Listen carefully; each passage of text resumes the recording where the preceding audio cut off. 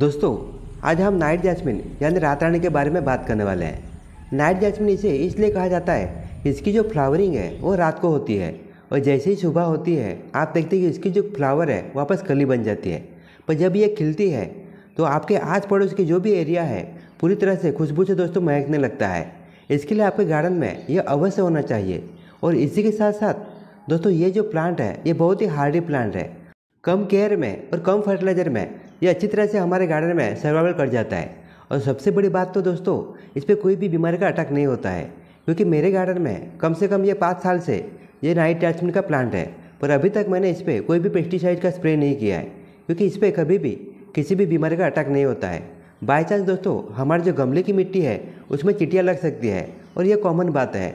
कोई भी गमले में जो प्लांट लगा हुआ है वो चींटियाँ लगना एक सामान्य सी बात है। नाइट जैस्मिन प्लांट को लेकर हमारे लोगों में कुछ धारणा भी है।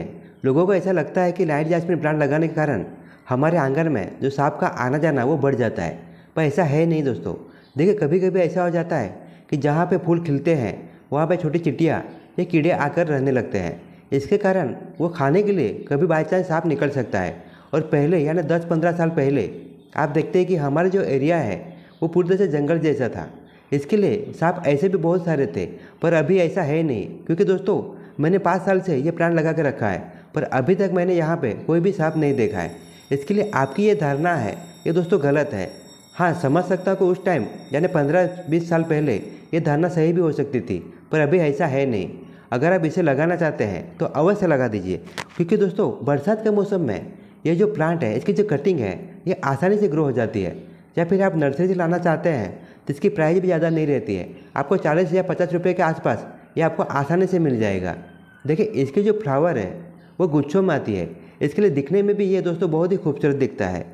अगर हम इस प्लांट की सोइल मीडिया की बात करते हैं तो दोस्तों ये बहुत ही हार्डी प्लांट है। नॉर्मल सी गार्डन की मिट्टी या खेत की मिट्टी आप ले लेते हैं तो उसमें भी अच्छी तरह से सर्वाइवल कर जाता है। फिर भी आपको इसके लिए स्पेशल सोइल मीडिया बनाना है तो आपको ऐसी सोइल मीडिया बनानी चाहिए जो वेल ड्रेन होनी चाहिए। अगर आप सोइल मीडिया बनाना चाहते हैं तो इसके लिए आपको 60% जो गार्डन की मिट्टी है या फिर खेत की मिट्टी है उसका इस्तेमाल कर सकते हैं।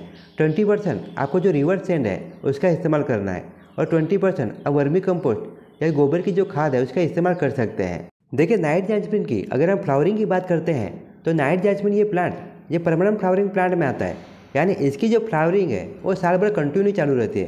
पर जहाँ पे आप देखते हैं कि सर्दी के मौसम में हमारे भारत देश में कुछ ऐसी जगह है जहाँ पे जो टेम्परेचर है वो काफ़ी लो हो जाता है, उस टाइम पे ये जो प्लांट है ये फ्लावरिंग बंद कर देता है और उस टाइम ये ट्रेस में चला जाता है। और इसी के साथ साथ गर्मी के मौसम में कई ऐसी जगह है जहाँ पे टेम्परेचर 40 के ऊपर चला जाता है। अगर उस एरिया में ये जो प्लांट रहेगा तो ये जैसे ही टेम्परेचर बढ़ जाता है अपनी फ्लावरिंग बंद कर देता है। देखिए ये जो प्लांट है कॉमन टेम्परेचर में दोस्तों फ्लावरिंग देने वाला प्लांट है। इसके लिए ज़्यादा हाई टेम्परेचर रहेगा या लो रहेगा तो भी अपनी फ्लावरिंग बंद कर देता है। बाकी अदर टाइम ये पूरा साल ये फूलों से भरा ही रहता है। अगर हम इस प्लांट की फर्टिलाइजर की बात करते हैं तो इसे ज़्यादा फर्टिलाइजर की आवश्यकता नहीं होती है।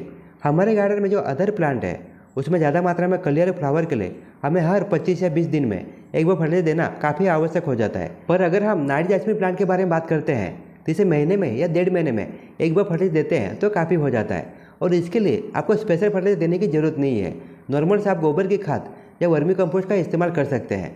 तो आज मैं आपको इस वीडियो में एक ऐसा ही फर्टिलाइजर बना के दिखाने वाला हूँ। अगर आप उसका इस्तेमाल करते हैं तो अगले 1 महीने तक आपको कोई अदर फर्टिलाइजर देने की जरूरत नहीं पड़ेगी, और जो भी न्यूट्रिशन है वो हमारे प्लांट को मिलता रहेगा, और हमारा जो नाइट जैस्मिन का प्लांट है वो कली और फूलों से भरा रहेगा।